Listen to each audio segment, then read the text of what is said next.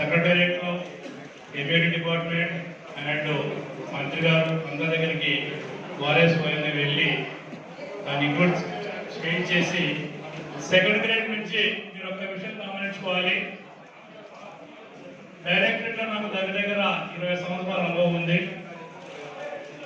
ఒక municipality second grade నుంచి level పెరగాలంటే సెకండ్, ఫస్ట్, స్పెషల్, సెలక్షన్. అలాంటిది మీరు ఒక్కసారిగా సెకండ్ గ్రేడ్ నుంచి సెలక్షన్ గ్రేడ్ వరకు పట్టుకెళ్ళిపోయారు. 4 గ్రేడ్లు వచ్చేసారు. వారు అడిగింది ఏంటంటే సెలక్షన్ గ్రేడ్ చేయడానికి నామ్స్ ఏంటి? యాన్యువల్ ఇన్కమ్ మా మున్సిపాలిటీ ఉందా లేదా? 8 crores ఇన్కమ్ ఉంది కాబట్టి మా మున్సిపాలిటీ సెలక్షన్ గ్రేడ్ అవ్వాల్సిందే. అయిపోయింది. అంటే ఆ రోజే మేము అనుకున్నాం ఈయన ఒక ఏబుల్ ఎమ్మెల్యే గారు చెప్పేసి కెపాసిటీ కలిగినటువంటి ఎమ్మెల్యే గారు అనేసి ఇక్కడ కాదు అక్కడ ఉన్నప్పుడు అనుకున్నాం. ఫార్చునేట్లీ ఇక్కడికి రావడం జరిగింది.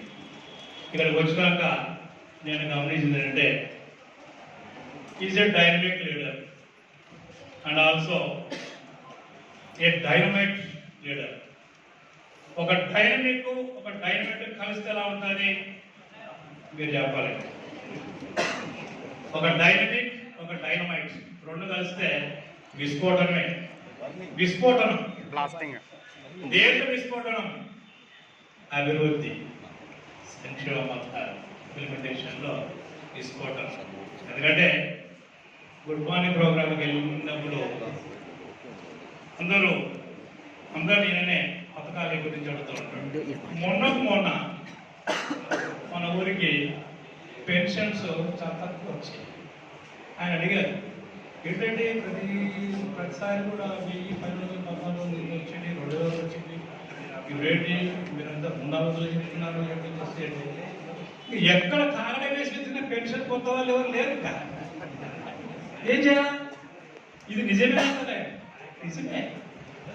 పెన్షన్ అర్హత ఉన్నటువంటి వాళ్ళు ఎవరు కూడా లేరు. అలాంటి నాయకత్వంలో పనిచేయడం అనేది అదృష్టంగా భావిస్తున్నాను. అదృష్టం.